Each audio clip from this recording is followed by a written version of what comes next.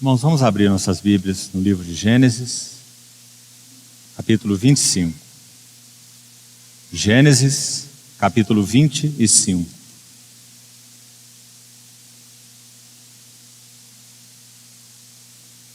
Vamos ler desde o verso 20. Gênesis 25, 20.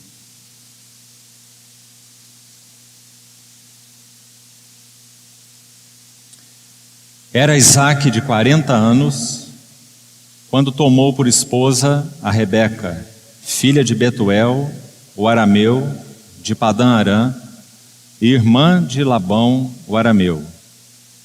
Isaque orou ao Senhor por sua mulher, porque ela era estéril, e o Senhor lhe ouviu as orações. E Rebeca, sua mulher, concebeu. Os filhos lutavam no ventre dela. Então disse: se é assim, por que vivo eu? E consultou ao Senhor. Respondeu-lhe o Senhor: 2 nações há no teu ventre, 2 povos nascidos de ti se dividirão. Um povo será mais forte que o outro, e o mais velho servirá ao mais moço. Cumpridos os dias para que desse à luz, eis que se achavam gêmeos no seu ventre. Saiu o primeiro, ruivo, todo revestido de pelo. Por isso lhe chamaram Esaú. Depois nasceu o irmão. Segurava com a mão o calcanhar de Esaú. Por isso lhe chamaram Jacó. Ainda no capítulo 48, Gênesis 48,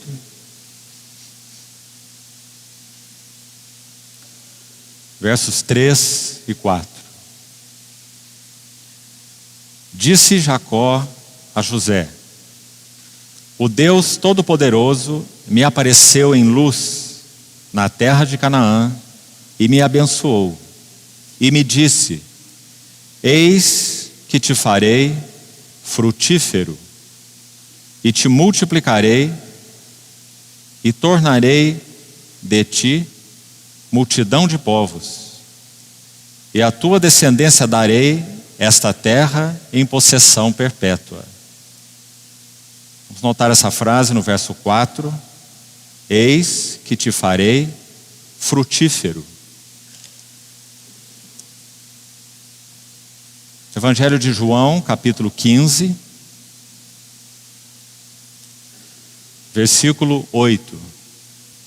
Nisto é glorificado meu Pai, em que deis muito fruto, e assim vos tornareis meus discípulos. Vamos ter mais uma palavra de oração.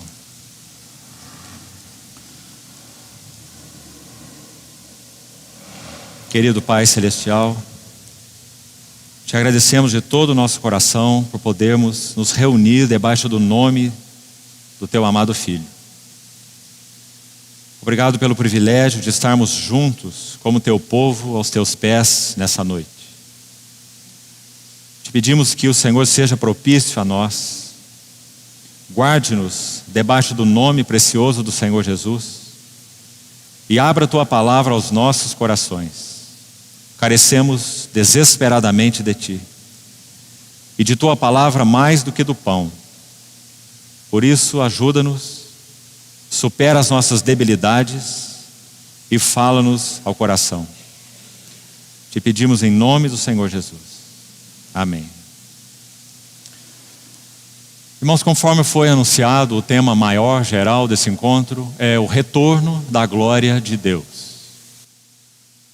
Dentro desse tema maior, meu encargo para esses períodos das noites é falar a respeito do caminho da frutificação, em particular como visto na vida de Jacó e as 4 colunas que ele erigiu durante o período da sua peregrinação. O último texto que acabamos de ler, João capítulo 15, versículo 8, se você voltar a ele, 3 expressões importantes aparecem nesses versículos. A primeira delas é: nisto é glorificado o meu Pai. A glória do Pai está envolvida aí. A segunda expressão importante no mesmo verso, João 15:8, é muito fruto. E a terceira expressão importante é meus discípulos. Então é muito claro que esse versículo está nos ensinando que a glória do Pai será vista na vida dos discípulos de Jesus à medida em que eles produzirem muito fruto. Nós lembramos que quando nosso Senhor inicia esse capítulo 15 mesmo de João, ele usa as expressões fruto, mais fruto e muito fruto, falando desse crescimento espiritual daqueles que permanecem ligados numa vida de união com aquele que é a videira verdadeira, nosso Senhor Jesus. Então, quando reunimos essas expressões do verso 8 do capítulo 15, nós temos esse ensino muito claro, importante desde já, ser colocado como um fundamento para as nossas meditações nessas 3 noites. A glória do Pai será vista na vida dos discípulos do Senhor Jesus à medida em que eles produzirem muito fruto. Então, nosso encargo é buscar, com a ajuda do Senhor, vermos alguns princípios espirituais do trabalhar de Deus na vida de Jacó. Nós estaremos interessados principalmente em princípios espirituais. E acho que valeria a pena aqui, mesmo que rapidamente, explicar o que seriam princípios espirituais para a nossa ajuda. E citar alguns exemplos. Irmãos, Deus é um Deus de princípios. Deus nunca negociará os seus princípios. Salmo 128 inicia dizendo assim: bem-aventurado o homem que teme ao Senhor e anda nos seus caminhos. Nos caminhos do Senhor. Porque Deus tem os seus princípios, que falam dos seus caminhos. Nunca poderemos torcer os princípios do Senhor para se amoldar aos nossos caminhos. O único caminho de frutificação, de bênção espiritual para nós, é conhecermos os princípios do Senhor, expostos na sua palavra, para que então andemos junto com o Senhor nos caminhos do Senhor. Essa foi também a oração de Davi no final do Salmo 139. Sonda-me, ó Deus, conhece meu coração, prova-me, conhece meus pensamentos. Isso para quê? Vê se há em mim algum caminho mau e guia-me pelo caminho eterno. Então, os princípios de Deus falam sobre os caminhos de Deus. Temos muito a ver na vida de Jacó a respeito desses princípios. Agora, tentando ilustrar para entendermos o que seriam princípios espirituais. São tantos na palavra de Deus, abundantes, e louvado seja o Senhor por isso. Deus não é um Deus, por um lado, que se esconde, mas um Deus que fala, que se manifesta, que expõe quais são os seus caminhos e que proporciona para nós os meios, sua palavra, seu espírito, o seu povo, para então adequar os nossos corações, para que então sejamos companheiros de Deus no caminho celestial. Essa sempre foi sua intenção. Quando ele criou o homem à sua imagem, à sua semelhança, ele criou com esse propósito e nenhum outro mais. Então, vamos exemplificar claramente o que seria, em alguns versículos, esses princípios de Deus. Por exemplo, um texto muito conhecido. Estamos aqui abrindo um parêntese para ilustrar essa questão de princípios de Deus inicialmente. Gálatas 6:7, um texto muito conhecido. De Deus não se zomba, pois aquilo que o homem semear, isso também ceifará. Isso é um princípio espiritual. Podemos dizer, não é nem mesmo uma regra, porque regra tem exceção. Mas princípio espiritual não tem exceções. São invariáveis. Porque Deus é o Pai das luzes em quem não há variação. E nem sombra de mudança. Então, quando o nosso Deus diz o que o homem semear, isso ele ceifará. Então, isso é inexaurível. Isso é imutável. Deus é um Deus de princípios. E aí está um exemplo de um princípio espiritual. Isso sempre será verdade. Então, aquele que semeia para a sua própria carne, da carne colherá a corrupção, invariavelmente. Não há como mudar os pensamentos de Deus sobre isso. E aquele que semeia para o Espírito, do Espírito, colherá vida. Vida de Deus, vida eterna. Princípio espiritual. Outro exemplo, 1 Samuel 15, 22, também muito conhecido. Quando Samuel repreende Saul e diz que Deus não se agrada de sacrifício e de holocaustos, mas que o obedecer é melhor do que o sacrificar. Esse é um outro princípio espiritual. Sempre isso será verdade. Para Deus, sempre obedecer é muito superior a sacrificar. E então, irmãos, a palavra de Deus enuncia muitos e variados princípios que mostram para nós quais são os caminhos de Deus. Talvez mais um ainda para nos ajudar. Oséias 9:10, um lindo versículo. Oséias capítulo 9, versículo 10 diz assim: achei a Israel como uvas no deserto, e vi a vossos pais como primícias de uma figueira nova. Mas eles se foram para Baal Peor e se consagraram a uma vergonhosa idolatria, e se tornaram abomináveis como aquilo que amaram. Escutou essa última parte do versículo? E se tornaram abomináveis como aquilo que amaram. Qual é o princípio espiritual aí? Nós nos tornamos semelhantes àquilo que amamos. Esse não é o princípio espiritual maravilhoso? Porque se nós amamos o nosso Senhor Jesus, nós nos tornaremos semelhantes a Ele. O Espírito Santo foi enviado para realizar esse trabalho nos nossos corações. E de novo, esse é um princípio espiritual imutável, assim como todos os outros. Porque Deus não sofre variação e nem sombra de mudança. Então esses são alguns exemplos do que seriam princípios espirituais. O homem de Deus do passado já disse que nós precisamos ser tão atentos quando lemos a palavra de Deus para buscarmos princípios espirituais. Irmão, se isso não fosse assim, faríamos uma primeira pergunta: o que nós vamos fazer com o Velho Testamento? 39 livros, o que nós vamos fazer com eles? Nós vamos conhecer história? Nós vamos ler poesia, por mais lindas que elas sejam, e são? Nós vamos conhecer profecias, 17 livros de profecias, no meio desses 39 livros. É isso que nós estamos interessados em primeiro plano? Não. Nós precisamos ver na história, na poesia, na profecia, os princípios espirituais. Porque o Deus do Novo Testamento não é diferente do Deus do Velho Testamento. Os tratos de Deus são diferentes. A maneira como Ele tratou aqui e tratou ali. Porque o trato de Deus no Velho Testamento é como um ensaio de núpcias. Mas os tratos de Deus no Novo Testamento são as núpcias reais. Porque o Cordeiro de Deus foi então manifesto. Então, esse é o significado de princípios espirituais. Vamos guardar isso no nosso coração. Porque se não vermos isso, nós perderemos 3 noites olhando um pouco de história da vida de Jacó. Esse não é nosso interesse. Nós queremos conhecer o caminho da frutificação. Guarde então esse versículo de João 15:8 no seu coração como base para tudo que vamos compartilhar. Nisto é glorificado o meu Pai, em que deis muito fruto, e assim vos tornareis os meus discípulos. Glória do Pai na vida dos discípulos do Senhor Jesus, mas na medida em que eles produzem muito fruto. Que versículo mais precioso esse. Gênesis 48:4, que nós acabamos de ler, o segundo texto que lemos no início. O Senhor então disse a Jacó claramente: eis que te farei frutífero. Oh, irmãos, que história é essa, a história de Jacó? Esperamos no Senhor que ao final dessas 3 noites tenhamos realmente ganho algo da parte do Senhor no que concerne ao caminho da frutificação.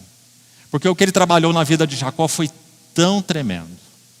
Nós estivemos estudando ainda este ano, no início do ano, com uma boa parte de irmãos que também aqui estão, estivemos juntos em janeiro desse ano, e estudamos sobre a vida de Abraão. E vimos que o Senhor realizou 11 visitas a Abraão. Desde Gênesis 11, parte final, até Gênesis 22, a última visita. Foram 11 visitações maravilhosas. Em cada uma das visitações, o Senhor estava realizando algo na vida de Abraão. E conduzindo Abraão como que em uma escada de 11 degraus. Abraão partiu de Ur dos Caldeus, o primeiro degrau. O degrau onde não havia nada senão trevas. Atos capítulo 7, como estudamos, diz assim: o Deus da glória apareceu a Abraão quando este estava em Ur, na Mesopotâmia. Isso também confere com Gênesis capítulo 11, os últimos versículos. Primeira visita. E a partir daí foram mais 10 degraus, até que Abraão foi trabalhado por Deus, veja isso, querido irmão, de uma tal maneira que aquele que saiu de uma terra de trevas e de idolatria, trabalhado por Deus nessas etapas, nessas visitações, ele foi conduzido até ao pináculo desse trabalhar de Deus, descrito em Gênesis 22 e 24. Quando a vida de Abraão foi moldada de uma maneira tão maravilhosa, que aquele que saiu das trevas, agora poderia representar Deus, o Pai. Foi isso que vimos. E de duas maneiras maravilhosas. Gênesis 22, Abraão representa Deus, o Pai, como aquele que entrega o seu único e amado filho, Isaque. Mas não apenas isso. Gênesis 24 agora. Abraão representa Deus, o Pai, como aquele que envia o Espírito Santo, representado na pessoa do seu servo fiel, Eliezer. E o Novo Testamento não é claríssimo sobre essas duas coisas? Deus enviou o seu Filho unigênito para vivermos por meio dele. Isso é Gênesis 22. Abraão oferece seu filho Isaque no altar. Mas também Deus enviou aos nossos corações o Espírito do seu Filho, que clama, Abba, Pai. E isso é Gênesis 24. Porque o Espírito de Deus foi enviado aos nossos corações para que Isaque tenha a sua Rebeca, a noiva gloriosa. Então, irmãos, esse trabalhar de Deus em 11 visitações é algo espantoso. Porque o Senhor tira alguém que era treva, sem luz nenhuma, e molda o caráter de Abraão de tal forma que ele vai ser um representante do Deus eterno, que oferece o seu Filho e que envia o seu Espírito. Não é maravilhoso o nosso Deus? Seu fiel trabalhar. Durante essas 11 visitações, Abraão edificou 4 altares. E nós também estudamos os 4 altares. Já vimos onde eles estão e o que eles significam. Um altar em Siquém, um altar em Betel, um altar em Hebrom e um altar em Moriá. 4 altares. 2 no capítulo 12, 1 no capítulo 13 e 1 no capítulo 22 de Gênesis. Altar na Bíblia fala de consagração. Então Abraão caminhou de consagração em consagração, até que o Senhor tivesse completado o seu propósito na vida de Abraão. Agora, quando vamos para a vida de Jacó, em primeiro lugar é importante nós sabermos que aquela promessa que Deus faz a Abraão, nele serão benditas todas as famílias da terra, ele na verdade executa em Jacó. Muito importante. Mesmo que o Senhor tenha dito assim a Abraão, em Isaque será chamada a tua descendência. Mas nós sabemos que foi em Jacó que Deus obteve essa descendência. Porque é através dos 12 filhos de Jacó que a nação de Israel é formada no Egito. Então a execução dessa promessa de Deus acontece com Jacó. Não é por menos que o Salmo 132 se refere a Deus como sendo o poderoso de Jacó. Porque estritamente falando, em Jacó é que foi chamada a sua descendência. Através dos seus 12 filhos, os 70 que descem à terra de Gósen, no Egito, e dali uma grande nação, o povo da aliança. Jacó teve seu nome mudado para Israel.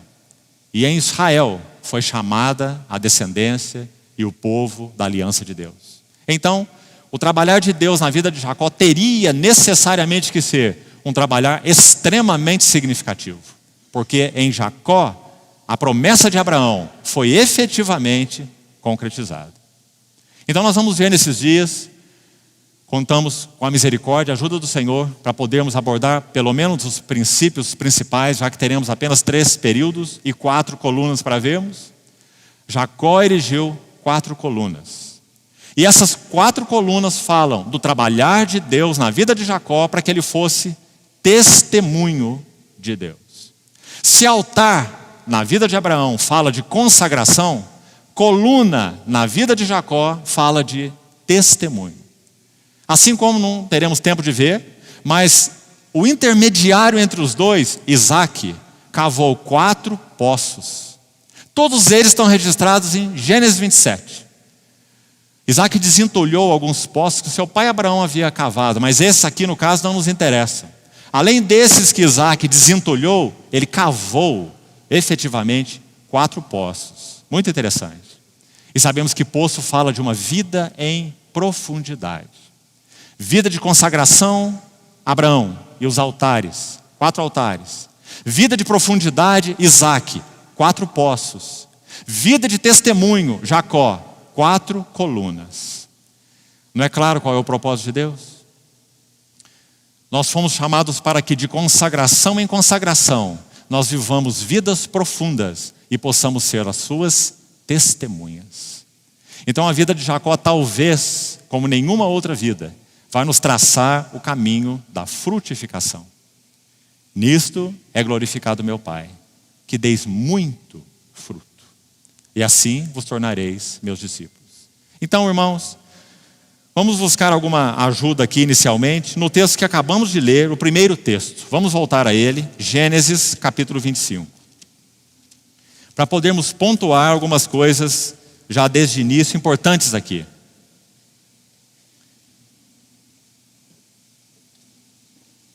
Primeiro observe o versículo 23, que nós já lemos, parte final. Um povo será mais forte que o outro, e o mais velho servirá ao mais moço. Versículo 31. Disse Jacó: vende-me primeiro o teu direito de primogenitura. Quando nós juntamos esses 2 versículos, algo fica claro para nós. Jacó conheceu a sua vocação. De alguma maneira, Jacó conheceu a sua vocação. E claro, muito provavelmente, essa vocação tenha sido compartilhada com ele pela sua própria mãe. Foi ela que recebeu essa palavra do Senhor. Uma palavra interessante, porque esse não é o processo normal. O primogênito é quem tem o direito de primogenitura.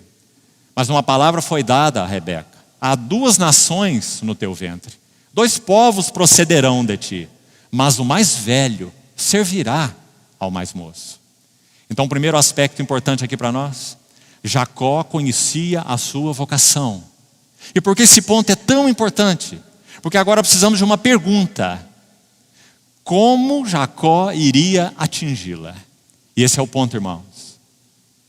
Nós vamos ver já alguns versículos que vão nos ajudar a entender quais foram os métodos imaginados por Rebeca e Jacó. Se a promessa de Deus era tão precisa, se a palavra de Deus era tão maravilhosa, esse mais velho servirá ao mais moço, esse mais moço vai encabeçar esse mais velho. Essa era a vocação de Jacó. Mas como Jacó a atingiria? Então, segundo essa expressão do verso 23 que acabamos de ler, a parte final, fica claro para nós que a palavra do Senhor e a vontade do Senhor foram declaradas. Guarde também isso em seu coração. A palavra do Senhor e a vontade do Senhor foram declaradas. Porque nós vamos unir a isso aqui uma questão extremamente importante.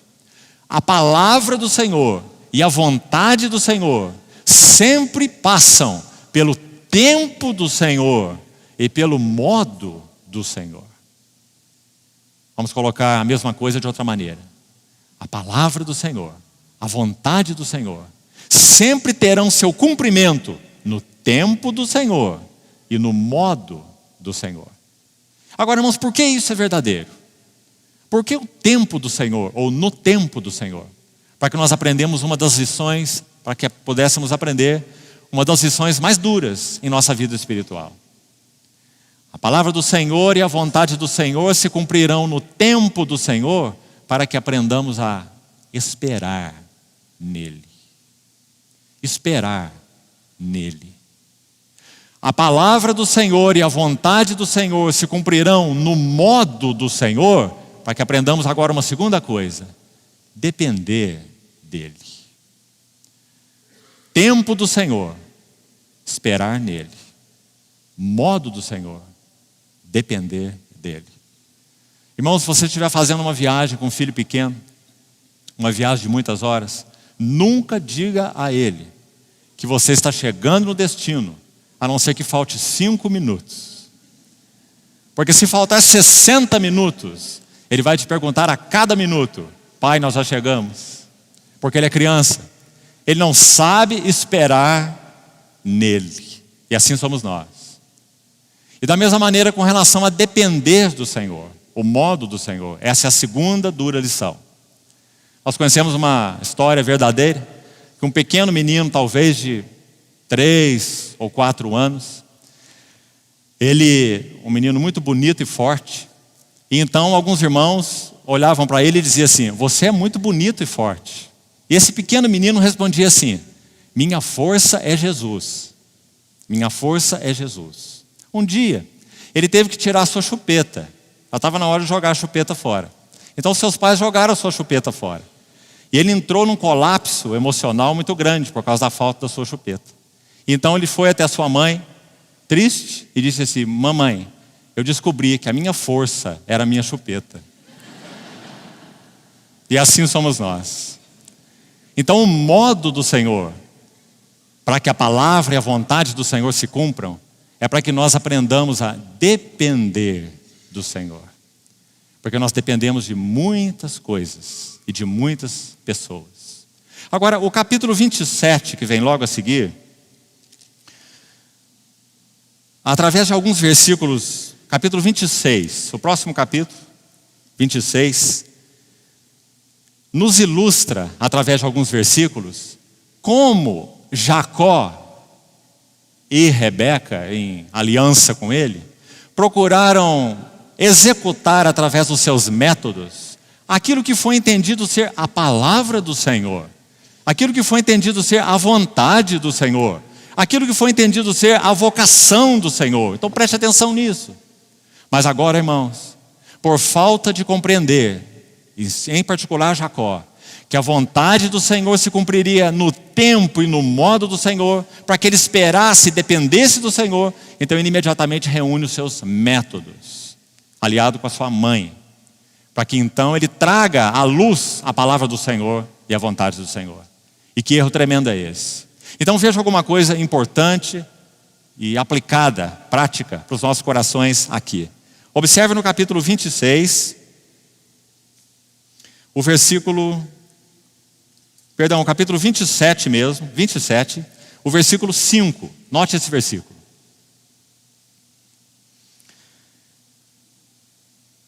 Rebeca esteve escutando, enquanto Isaque falava com Esaú, seu filho.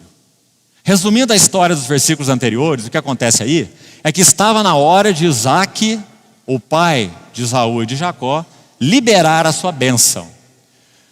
Esaú já tinha vendido o seu direito de primogenitura, porque falamos, Jacó conhecia a sua vocação, e ele então começou a usar os seus métodos. Primeiro método, Esaú com fome e Jacó com o prato de lentilhas. Uma bela comida, porque ele era um homem pacato, que habitava em tendas e um bom cozinheiro. Então ele encontrou o momento em que ele compraria o direito de primogenitura do seu irmão, que o desprezou. Então isso já aconteceu no capítulo 26. Quando vamos ao capítulo 27, finalmente Isaque vai liberar a bênção. E observe, Rebeca estava escutando. Ah, que interessante isso. Você sabe que era comum nesses tempos patriarcais que esses que peregrinavam tinham 2 tendas, para que fosse de alguma maneira mais confortável o assunto ali. A tenda de Isaque, a tenda de Rebeca, a tenda de Abraão, a tenda de Sara. Mas Rebeca estava atenta àquele momento em que Isaque iria liberar a sua bênção. E essa conversa foi travada entre Isaque e Esaú, que era o herdeiro. Então ele disse: Esaú, eu já estou velho, perto da minha morte, vai caçar. Esaú era perito na caça. Traga para mim uma boa caça, prepare uma boa comida, eu vou saborear essa comida e vou liberar a minha bênção. E Rebeca estava escutando. Que interessante esse versículo. Rebeca tinha ouvido para essas coisas, mas não tinha ouvidos para Deus. Veja ainda o versículo 8. Agora, pois, meu filho, Rebeca, falando com Jacó, atende às minhas palavras com que te ordeno. Você viu a obstinação de Rebeca? Ela tinha claro um caminho no seu coração. Você é o herdeiro da bênção. Eu ouvi a palavra do Senhor que dizia: o mais velho servirá ao mais moço. Nós conhecemos a tua vocação, então faz o que eu te ordeno. Você viu a obstinação de Rebeca? Você viu a interferência dela nos caminhos do Senhor, no tempo do Senhor, no modo do Senhor? Veja o versículo 13. Respondeu-lhe a mãe, porque Jacó ficou assustado com isso. Ele iria preparar uma comida saborosa para Isaac. Ele iria se vestir com as roupas do seu irmão. Jacó era liso, e aqui acho que podemos dizer liso em mais de um sentido, né? Jacó era liso na sua pelagem e também liso nos seus negócios. E Esaú era peludo. Então eles iam fazer toda aquela camuflagem para que Jacó se parecesse com Esaú. E Jacó temeu. Ele disse: meu pai não vai engolir isso. Meu pai vai perceber isso. E ao invés de me abençoar, eu serei amaldiçoado. Então veja o que Rebeca disse. Versículo 13. Respondeu-lhe a mãe: caia sobre mim essa maldição, meu filho. Atende somente ao que eu te digo. Vai e traze-nos. Métodos humanos e carnais. Para que Deus cumpra a sua vontade. A nosso tempo e a nosso modo. Veja ainda nesse capítulo mesmo, verso 43.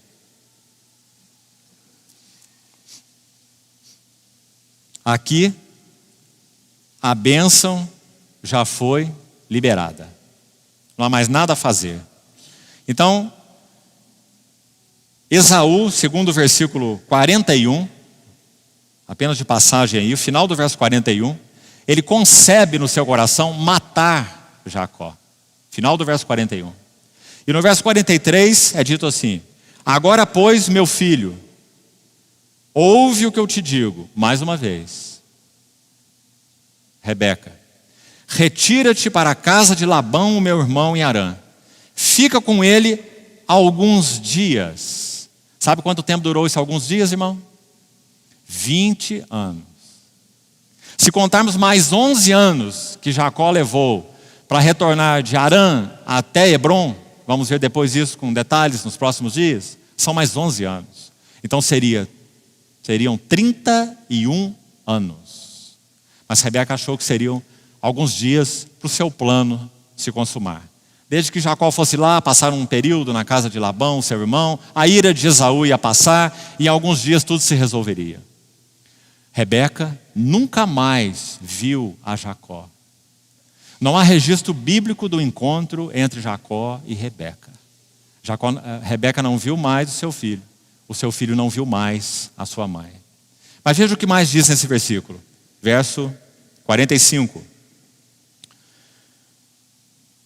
Até que passe o furor do teu irmão e cesse o seu rancor sobre ti, e se esqueça do que lhe fizeste. Agora escute. Então eu providenciarei e te farei regressar de lá. Olha que frase forte. Rebeca e as suas providências. Porque Jacó e Rebeca não conheciam a providência de Deus. Não criam nela e não podiam esperar nela. Eu providenciarei para que retorne de lá. E nós sabemos que Rebeca não viu isso. E que Rebeca não fez providência nenhuma. Mas que os métodos de Deus, a soberania de Deus, agiu sobre os descaminhos, em particular de Jacó, para que então operasse a sua vontade, mesmo através dos descaminhos de Jacó. O que nunca justifica os descaminhos de Jacó. Jacó colheu cada semente do que plantou, como vamos ver, e colheu em abundância. Mas na graça soberana de Deus, os dons e a vocação de Deus são sem arrependimento. São irrevogáveis. Louvado seja o nosso Senhor. Então ele ainda assim iria cumprir os seus propósitos, apesar de Jacó e apesar de Rebeca. Então, esse é o verso 45 do capítulo 27. Agora, irmãos, quando nós chegamos a Gênesis 28, precisamos fazer mais uma leitura aqui e extrairmos mais alguns princípios da vida de Jacó nesse caminho da frutificação. Finalmente, então, Jacó se levanta, capítulo 28, primeiros versos, e ele parte para Harã, ou Padã Harã, como diz aí. Talvez amanhã à noite possamos projetar um mapa e um gráfico que nos dê uma ideia geográfica desse assunto, que penso que irá nos ajudar bastante. Vemos que tipo de jornada Jacó fez e o que significaram essas estações para Jacó. Saindo de Berseba, onde eles moravam aí com seus pais. Depois a primeira parada em Betel, nós vamos ler agora essa parada. E daí ele segue para Padã Harã, onde ele encontra a Raquel. Passa ali 20 anos servindo a Labão. Depois ele vai fazer um caminho de retorno. E há muitos princípios maravilhosos aí nesse caminho de retorno. Ele sai de Harã para a montanha de Gileade, depois para Manaim, depois para Peniel, depois para Sucote, depois para Siquém, depois para Betel e finalmente para Hebrom. Essa é a jornada de Jacó. E em cada estação dessas, o Senhor está trabalhando algo na vida de Jacó. Que coisa preciosa. Então vamos buscar, mesmo que panoramicamente, ver algo sobre essas estações da peregrinação de Jacó. E o que isso tem a ver com a nossa história espiritual. E, em especial, o que isso tem a ver com o caminho da frutificação. Porque o desejo de Deus é que sua glória retorne ao seu povo. E nisso é glorificado meu Pai, que deis muito fruto. E assim vos tornareis os meus discípulos. Então vamos a Gênesis 28, versículo 10. Vamos ler com atenção esse texto. Partiu Jacó de Berseba. Então você está vendo claramente aí qual é o ponto de partida. Berseba significa basicamente duas coisas. Poço do juramento. Porque aí Abraão fez uma aliança com Abimeleque, conforme registrado em Gênesis capítulo 13. E também Isaac, posteriormente, com outro Abimeleque. Porque Abimeleque em Gênesis não é nome. Abimeleque é título, um título real. Então, Berseba significa poço do juramento, mas também significa 7 poços, por causa da abundância desse poço de Berseba, que existe ainda lá, no mesmo lugar, na mesma cidade, lá no território de Israel. Berseba. Partiu Jacó de Berseba e seguiu para Harã. Tendo chegado a certo lugar, ali passou a noite, pois já era sol posto. Jacó caminha desde uma manhãzinha, talvez desde um sol nascente até um sol poente. Muitos e muitos quilômetros.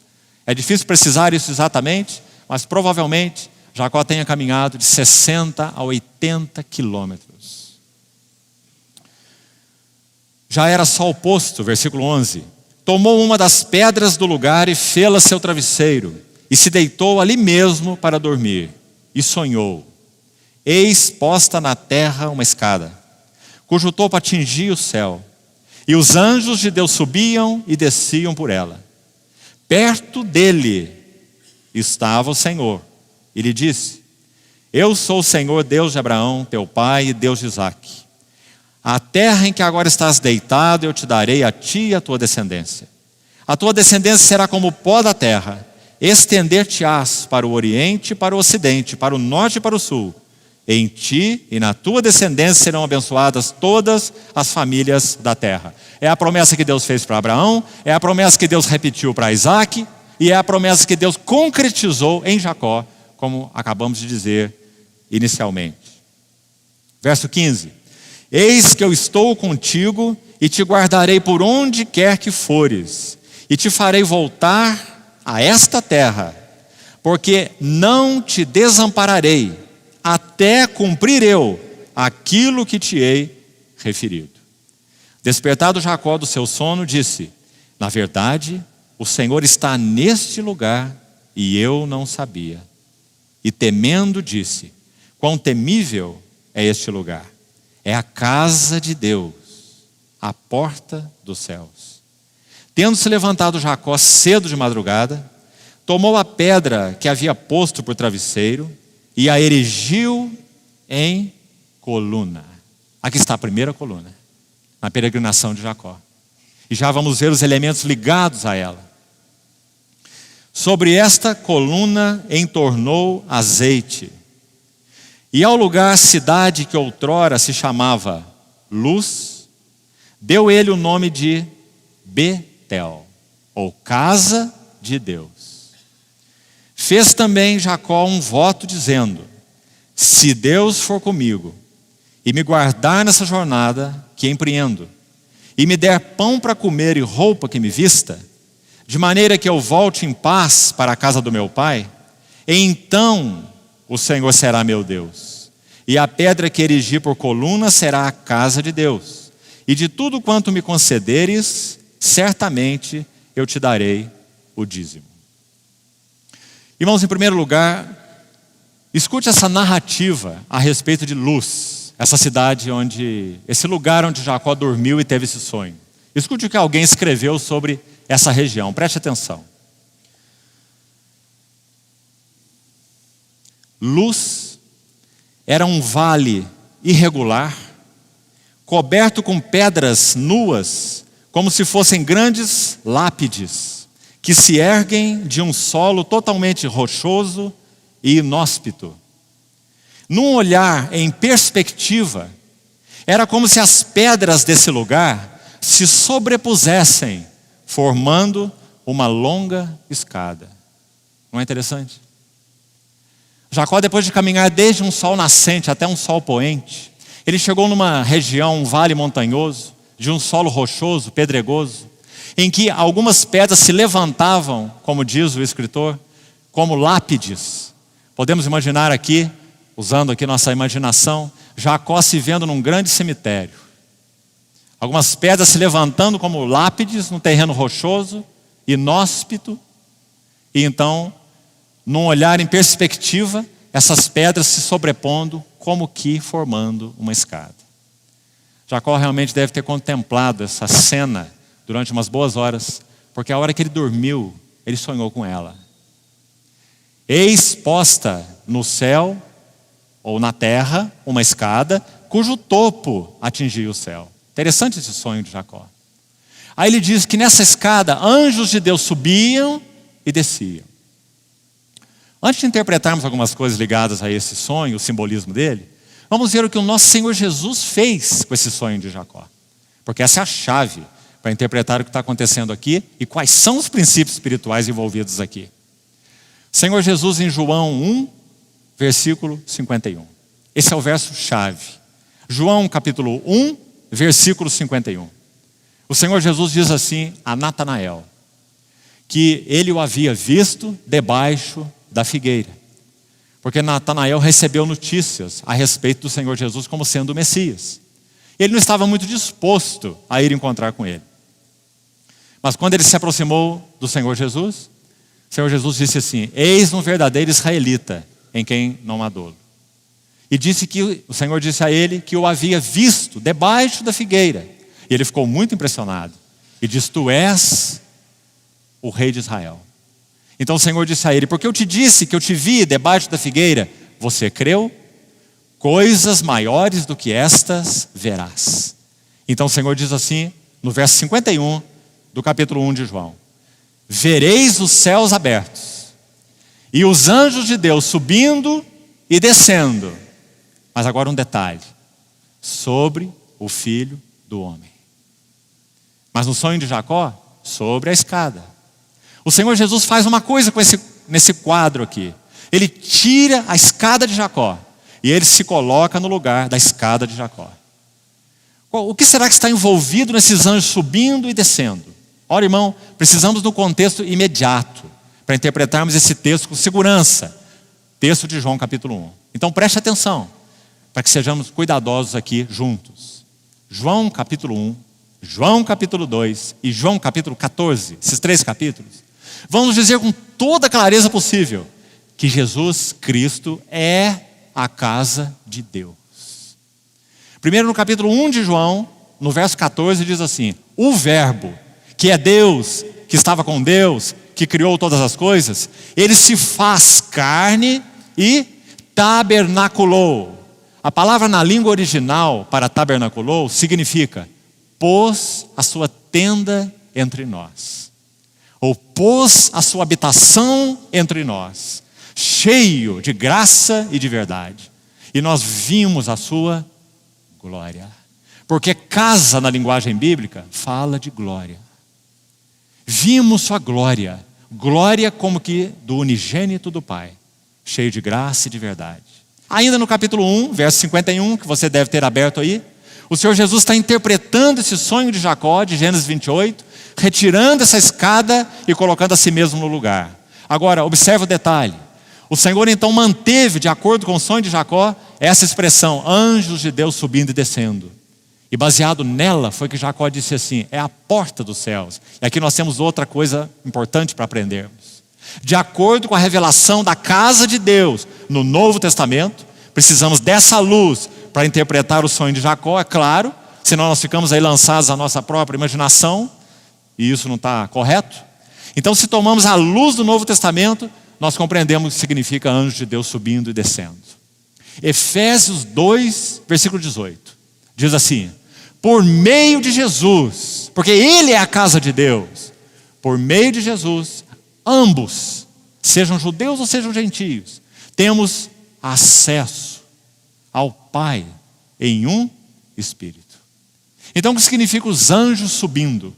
Significa que por meio de Jesus, que é a casa de Deus, que é o único mediador entre Deus e os homens, então nós temos acesso ao Pai em um Espírito.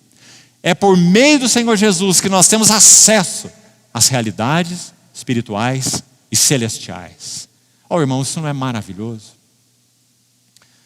Por que nós somos estrangeiros e peregrinos na terra? Porque nós temos aberto diante de nós as realidades celestiais. Por que o povo de Deus não é compreendido de nenhum outro povo? Não tente compartilhar suas lutas com ninguém que não seja um irmão. Muitas vezes nem nossos irmãos compreendem muito bem, dependendo de sua estatura espiritual. Muito menos o mundo. Porque nós somos um povo alienígena. A nossa pátria está nos céus, de onde aguardamos o nosso Senhor. Nós só temos o nosso Senhor e uns aos outros. Então, anjo subindo fala de acesso às realidades espirituais e às realidades celestiais. Servo de Deus, T. Austin Sparks, século passado, falando sobre revelação, ele disse assim, revelação é uma abertura no reino da realidade espiritual, promovida pelo Espírito Santo, para que nós conheçamos o que está contido na pessoa gloriosa do Senhor Jesus. Uma abertura do reino da realidade espiritual. Não é maravilhoso isso? Foi por isso que o nosso Senhor Jesus disse assim, bem-aventurados são os vossos olhos, porque veem, e os vossos ouvidos, porque ouvem. Muitos profetas, e aqui Jacó é um deles, e justos, desejaram ver o que vedes e não viram. Desejaram ouvir o que ouvis e não ouviram. Porque bem-aventurados são os nossos olhos. E por quê? Porque o Senhor Jesus é aquele que abriu a porta dos céus para nós. Então nós temos entrada nas realidades celestiais e espirituais. A nossa norma de vida é celestial. A norma dos nossos relacionamentos é celestial. A igreja é a porta dos céus na terra. Ela é a expressão terrena do reino de Deus. Essa é a igreja. Então, subindo, acesso. Agora, não apenas subindo, descendo. E o que isso significa? Ora, irmão, de acordo com a mesma palavra de Deus, ela nos diz que o Senhor Jesus é aquele que traz as realidades espirituais até nós, para que nós possamos ser veículos de sua expressão. Então, subindo, para que tenhamos acesso às realidades espirituais, descendo, para que essas realidades espirituais possam ser expressas aqui na terra. Tão simples, mas tão maravilhoso. Primeiro subindo, e não descendo. Subindo, porque pelo Espírito que nos foi enviado, nós temos acesso às realidades celestiais.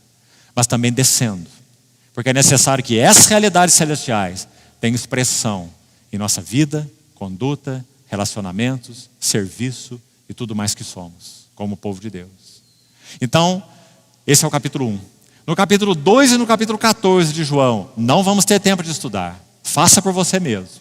Você vai ver que no capítulo 2 de João aparece a expressão chave, casa do meu pai. No capítulo 14, a mesma expressão, no versículo 2, casa do meu pai. O Senhor Jesus explicou para nós, pela narrativa de João, que no capítulo 2 de João, casa de meu pai é o santuário do meu próprio corpo.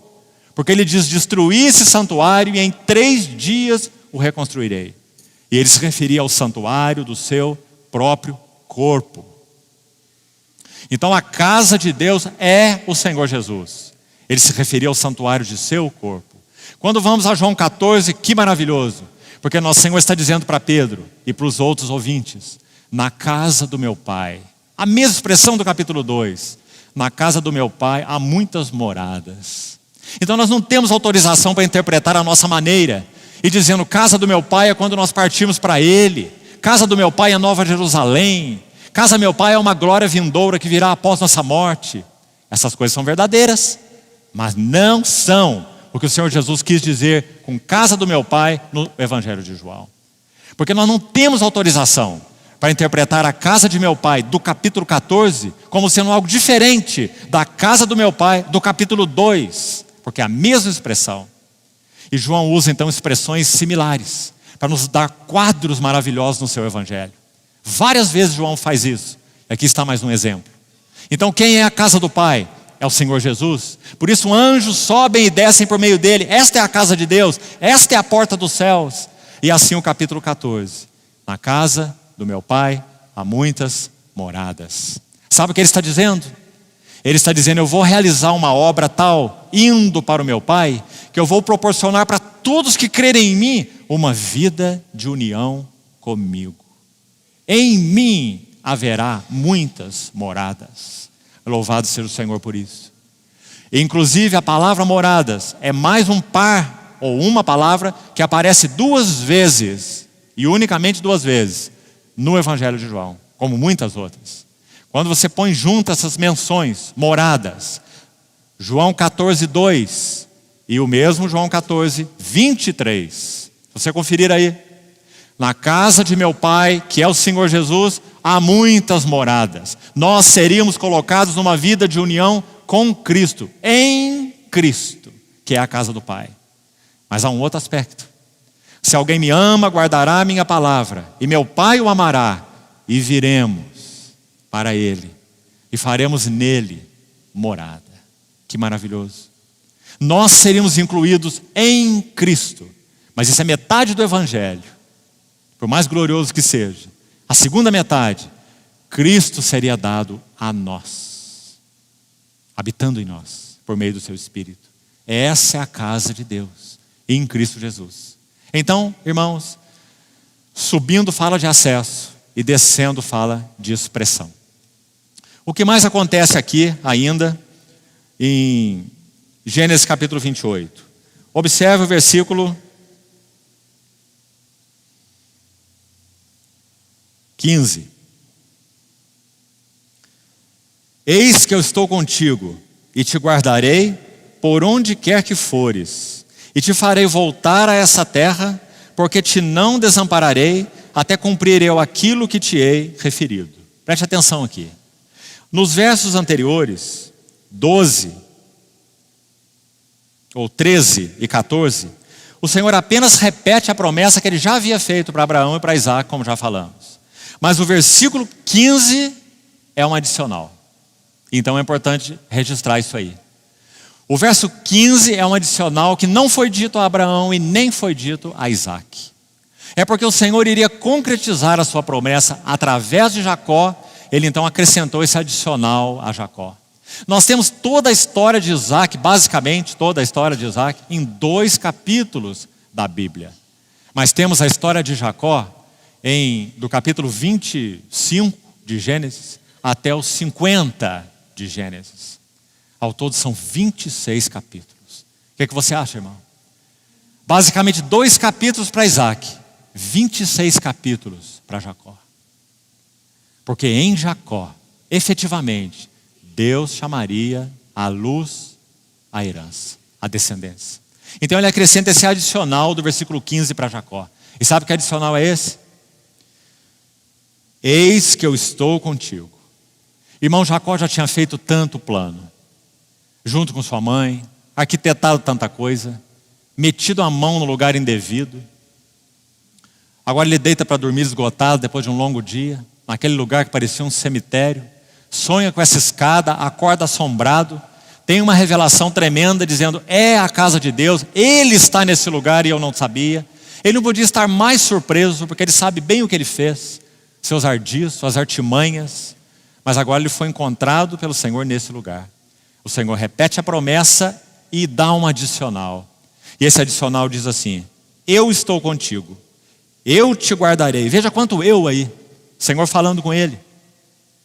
Eu estou contigo, eu te guardarei por onde quer que fores, eu te farei voltar para essa terra, porque eu não te desampararei até cumprir eu aquilo que te hei referido.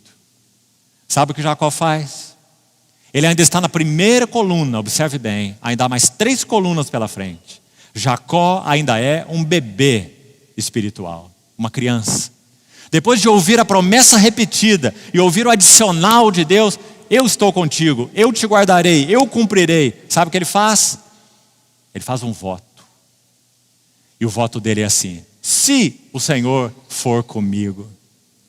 E pior ainda, o seu voto continua assim, me der pão para comer. Veja onde está o olho de Jacó, irmão. Veja onde está o apetite de Jacó. E me der roupa para vestir. E ele me fizer realmente voltar para a casa do meu pai, então ele será o meu Deus. Esse é Jacó. E eu darei o dízimo para ele. Primeira barganha nítida da Bíblia está feita aí. Jacó, o barganhador. Porque é só o que ele sabe fazer. Irmão, Jacó recebeu luz. Até a cidade se chamava Luz, né? Jacó recebeu luz espiritual. Luz e revelação da casa de Deus. Sabe o que ele faz? Negócio com Deus. Um voto com Deus. Jacó recebeu luz e revelação da casa de Deus. Mas por longos anos, sua vida, os seus hábitos não foram mudados. Será que isso fala alguma coisa para nós, amados irmãos? Nós temos recebido luz e revelação a respeito da casa de Deus. Mas e quanto à nossa vida e os nossos hábitos? O curso de nossa vida tem sido mudado por causa de Betel. Nossos hábitos têm sido mudados por causa de Betel. Nossos relacionamentos têm sido mudados por causa de Betel. Nós vamos chegar lá, mas sabe o que Jacó diz mais à frente? Num dado momento, em Siquém, ele erige mais uma coluna, numa situação ali próxima a esse evento. E ele diz assim, naquele momento ele levanta um altar também, ele chama aquele altar assim, Deus, o Deus de Israel. Parece tão bonito, né? Deus, o meu Deus. Quão santo isso soa à primeira vista. Não que ele não seja o nosso Deus.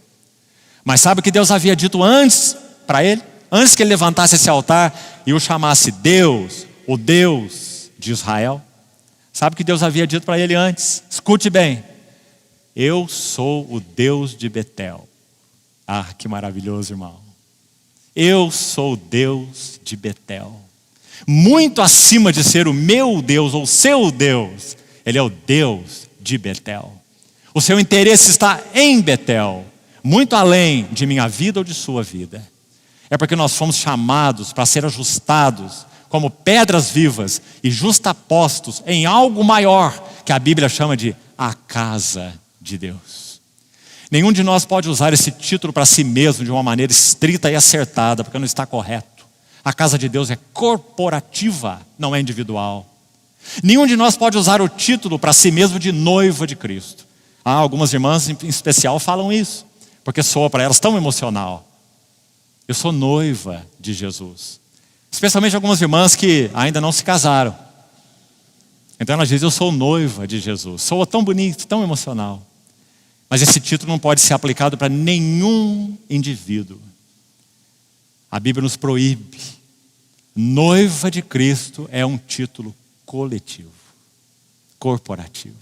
Nós somos a noiva de Cristo e membros dessa noiva maravilhosa. Todo o interesse de Deus, guarde isso, querido irmão, todo o interesse de Deus não estava em Jacó em primeiro plano.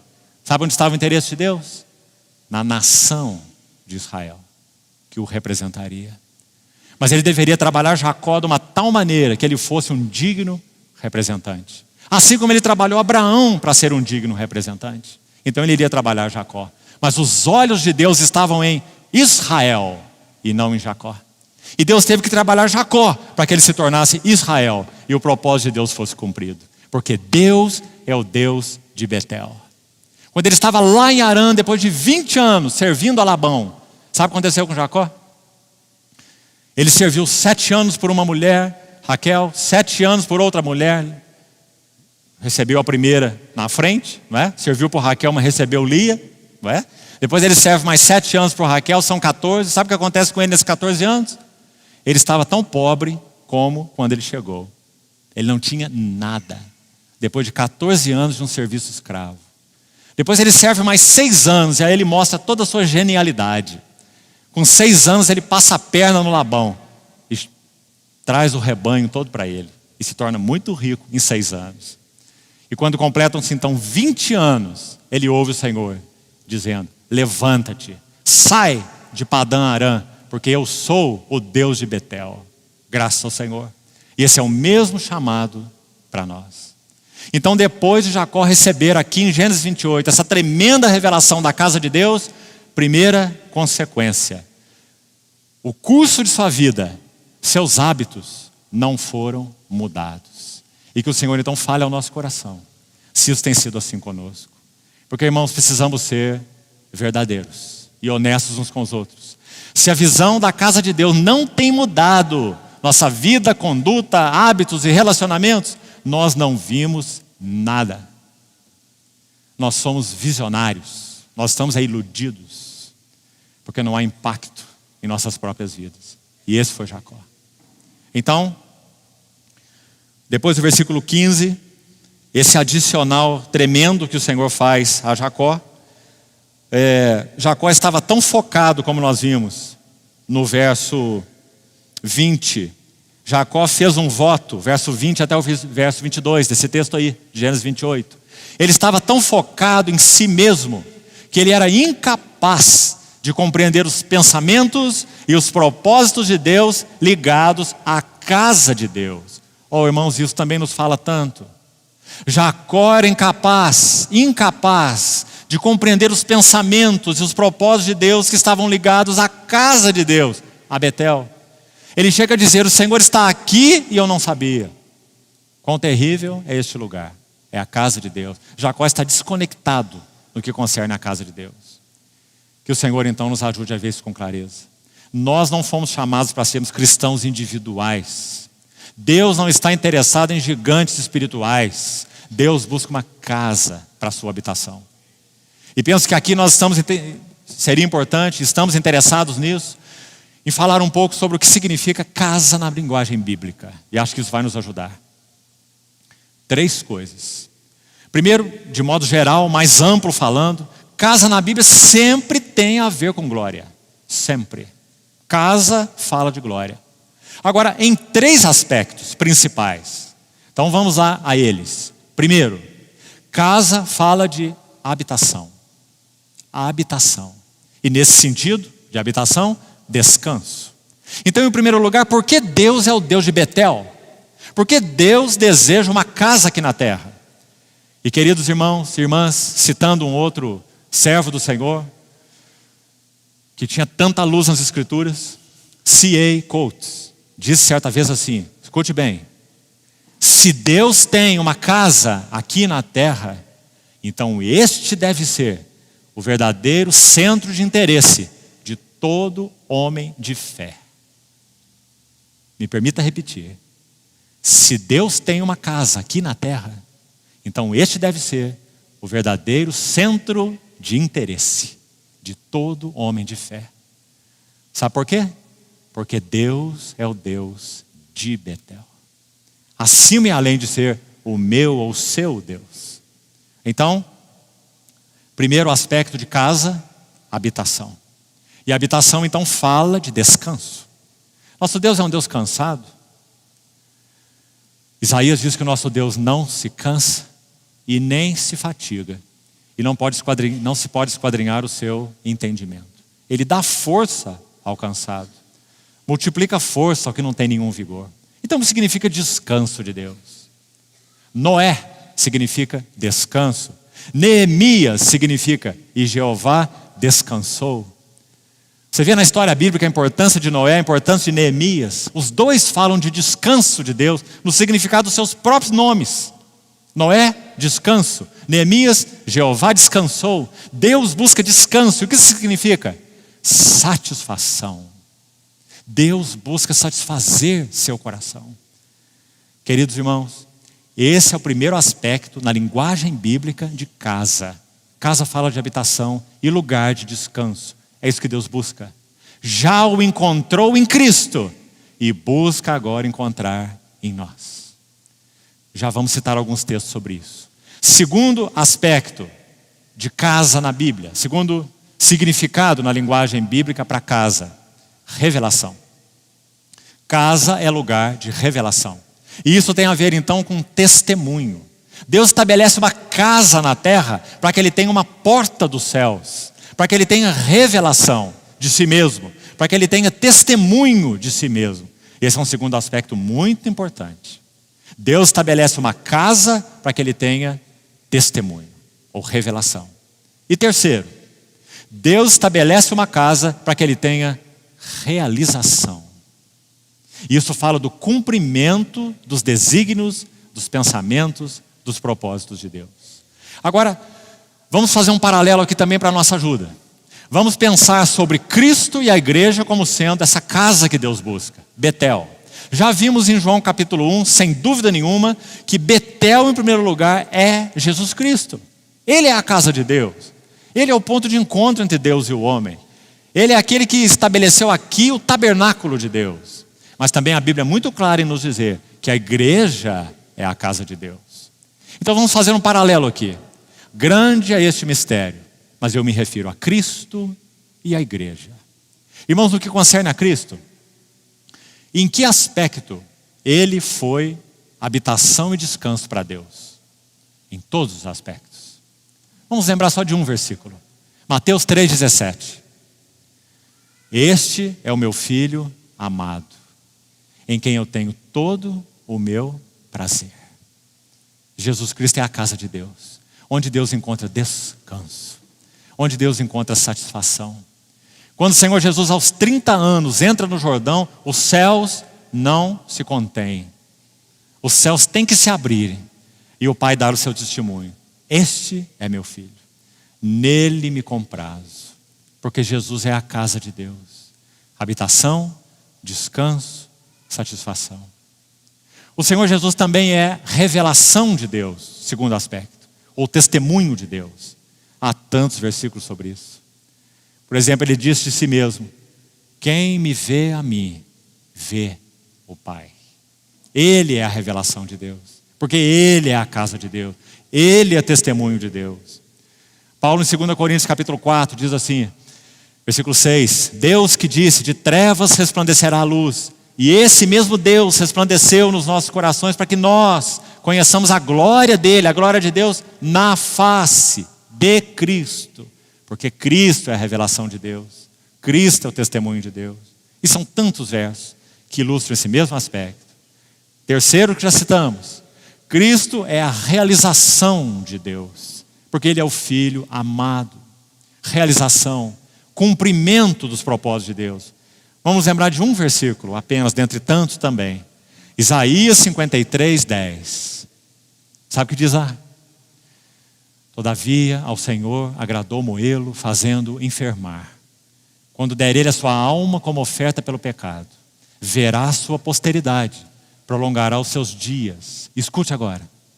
E a vontade do Senhor prosperará nas suas mãos. Porque o Senhor Jesus é a realização de Deus. É Ele que realiza os propósitos de Deus. O que João viu em Apocalipse 5? Um cordeiro como que tinha sido morto, em pé no meio do trono, abrindo o livro e desatando os selos. O que isso significa? Senhor Jesus é a realização de todos os conselhos eternos de Deus. Deus encontrou sua realização plena em Jesus. E quanto à igreja? Nós sabemos pela revelação bíblica clara que a igreja também é Betel. Então a igreja é lugar de habitação, de descanso e de satisfação de Deus. Será que isso é verdade no Novo Testamento? Efésios 2:22 diz assim, que nós estamos sendo edificados juntamente sobre o fundamento de apóstolos e profetas, e Jesus Cristo mesmo é a pedra angular. E estamos sendo juntamente edificados para a habitação de Deus no Espírito. Efésios 2:22. Então a igreja é lugar de habitação de Deus. E no que concerne a revelação, a testemunho, 1 Timóteo 3, Paulo escrevendo para Timóteo, 3,15, ele disse assim, a igreja é a casa de Deus, uma coluna e um baluarte da verdade. Interessante a expressão coluna. Jacó erigiu 4 colunas. Coluna fala de testemunho ou de revelação. Então a igreja é testemunho de Deus, coluna, revelação. E no sentido de realização. Efésios capítulo 3, por exemplo, verso 10. Paulo disse pelo Espírito que é pela igreja que a multiforme sabedoria de Deus se torna conhecida. De principados, potestades nos lugares celestiais. Porque a igreja é instrumento de realização e de cumprimento do eterno propósito de Deus. Então, queridos irmãos, nossa conclusão é que tudo que se aplica a Cristo se aplica à igreja. Porque a igreja está unida a Cristo, cabeça e corpo. Louvado seja o Senhor pela visão de Jacó em Betel. Louvado seja o Senhor pela pessoa e obra do nosso Senhor Jesus. E por aquilo que nós fomos constituídos nele. Agora 2 coisas ainda breves para nós concluirmos. Ainda nesse assunto. Abra por favor Gênesis 48. E já estamos concluindo. Gênesis 48, versículo 15. Escute bem esse versículo.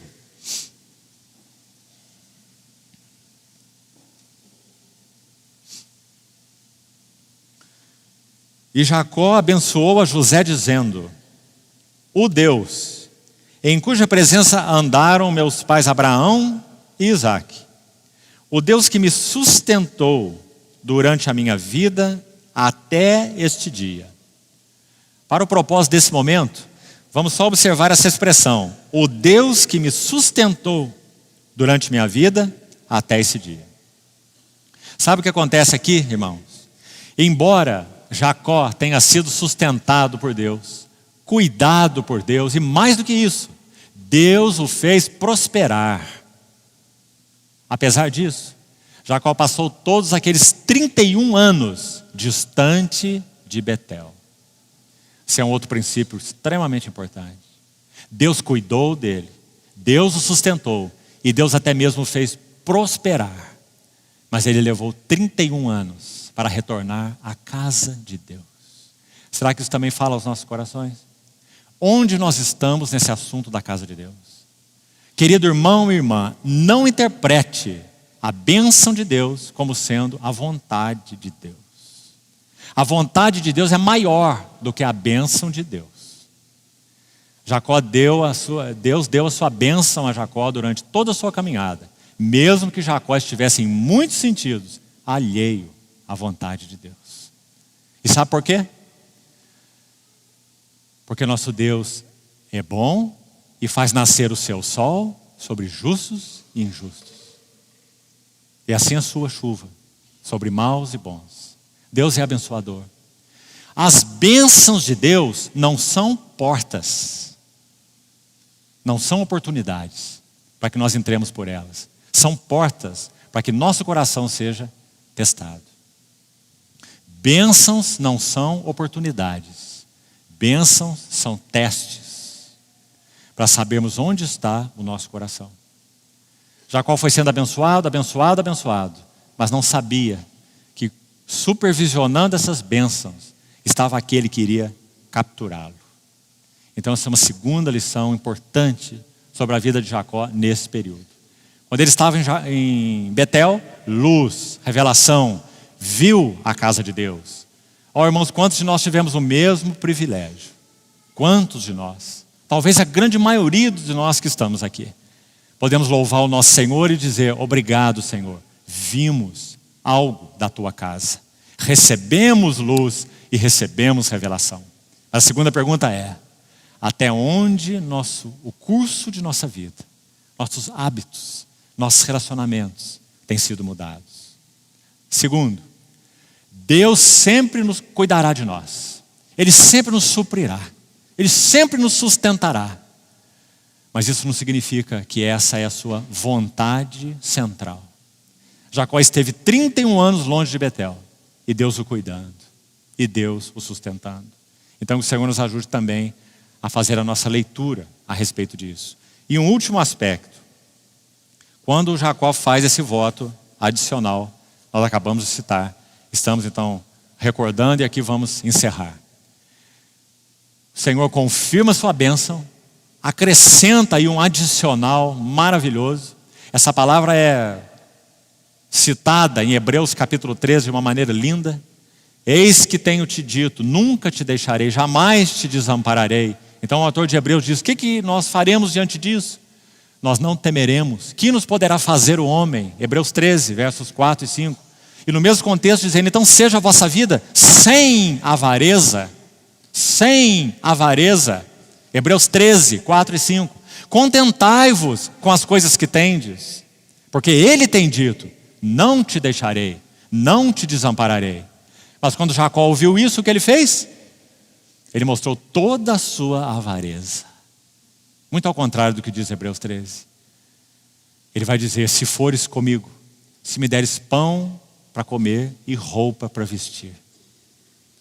Jacó estava focado em si mesmo e incapaz de compreender os pensamentos de Deus. Esse que é o Deus de Betel. Então, irmãos, vamos concluir aqui por hoje e vamos manter esse quadro diante de nós. Quando o Senhor Jesus entra no Jordão, essa pedra, essa coluna é ungida. O Espírito Santo desce sobre ele no Jordão. O Senhor Jesus é a casa de Deus. Essa coluna foi ungida no Jordão. Quando a igreja aproxima-se o dia de Pentecostes, 120 irmãos, o Espírito Santo desce sobre essa coluna e baluarte da verdade. A igreja, a casa de Deus. O Senhor Jesus é a coluna no Jordão e a igreja é a coluna no Pentecostes. Para que então o propósito de Deus possa ser realizado. Mas nós estamos apenas na primeira coluna. Muita coisa a mais tem que ser trabalhada na vida de Jacó, para que ele possa finalmente habitar em Hebrom, sua última parada. E Hebrom significa união, comunhão. Era impossível que Jacó habitasse em união, habitasse em Hebrom, sem que Deus trabalhasse sua vida através de toda essa peregrinação e através dessas 4 colunas, para que ele pudesse finalmente morar em Hebrom, numa vida de união e numa vida de comunhão. O Senhor continue falando aos nossos corações. Vamos orar. Senhor, nós entregamos a Ti Tua palavra compartilhada nessa noite. Confiamos na Tua bondade, na Tua luz, na Tua revelação, na Tua graça, em aplicar a Tua palavra aos nossos corações. Ajuda-nos a compreender, em verdade, o caminho da frutificação, para que sejamos verdadeiramente Teus discípulos e possamos ser para a Tua glória. Te pedimos, Senhor, continue falando ao nosso coração. Em nome do Senhor Jesus. Amém.